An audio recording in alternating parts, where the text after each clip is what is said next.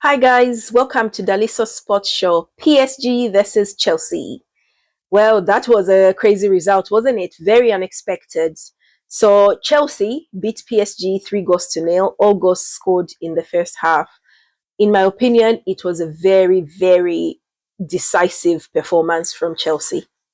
They went in first half, Cole Palmer, first goal, second goal, made sure that was it. After the second goal, you couldn't see PSG being able to come back. They just could not cope with the press. They could not cope with the intensity of Chelsea.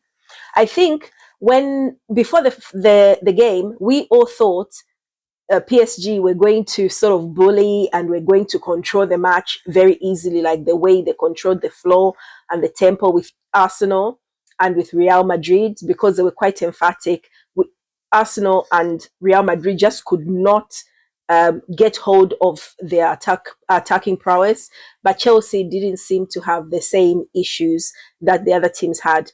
I was 100% sure before the match that PSG were this big Goliath who were going to sort of like continue and just take all the trophies this year.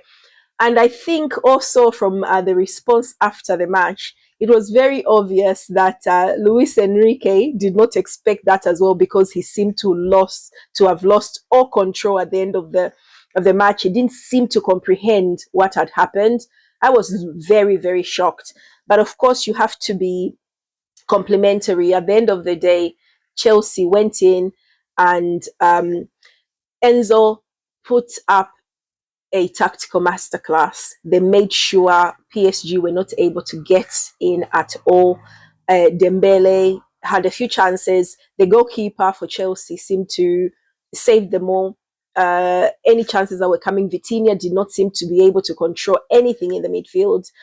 Everything that we saw that was good about PSG did not seem to have come out when it mattered most in this final. And I think they took it for granted that they were going to win it because they seem to have won everything else. Now, where does this put Chelsea and PSG? Well, with PSG, I am now more confident that they are beatable. Of course, we've seen Chelsea do it. But do you need a team like Chelsea? Do you need an approach like Chelsea to beat them? Probably. PSG's confidence would have been knocked out of them for next season. So it gives everybody, teams like Arsenal who are trying to get to that standard, an opportunity now to think about how they can approach the season. I think PSG are quite beatable. In fact, when they beat Arsenal, I was very surprised. I did not think they had it in them.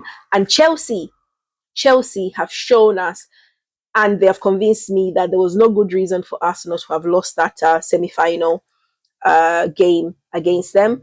So, but yeah, anyway, congratulations to Chelsea for winning it. Not everyone is giving them the credit, saying that they have spent a lot of money, 1.4 billion pounds to build this super team. Well, if you can do it, do it. They've got the money, they've spent it wisely.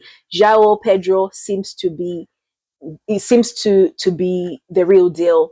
His confidence, his flair, I think is going to be a scary prospect in the coming season. What do you think? What do you think are Chelsea's best attributes? What do you think is going to be Chelsea's approach this coming season in the Premier League? Where do you think they're going to finish? I am quite confident that they're going to be in the running to win the Premier League. They're not going to sit back. Cole Palmer looked scary yesterday, and I think he's going to take his play up a notch.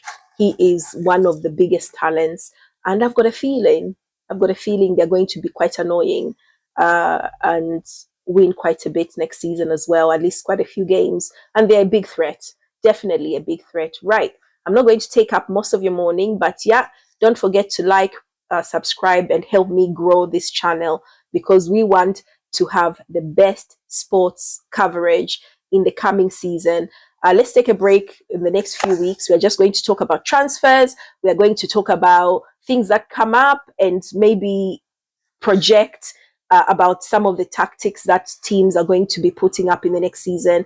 In the meantime, let our teams rest. Let them figure it out, get tactical. Let's watch the friendlies and let's discuss what we think is going to happen in all the major sporting tournaments that are coming up in this 2025-2026 season. But yeah, I'm looking forward to it.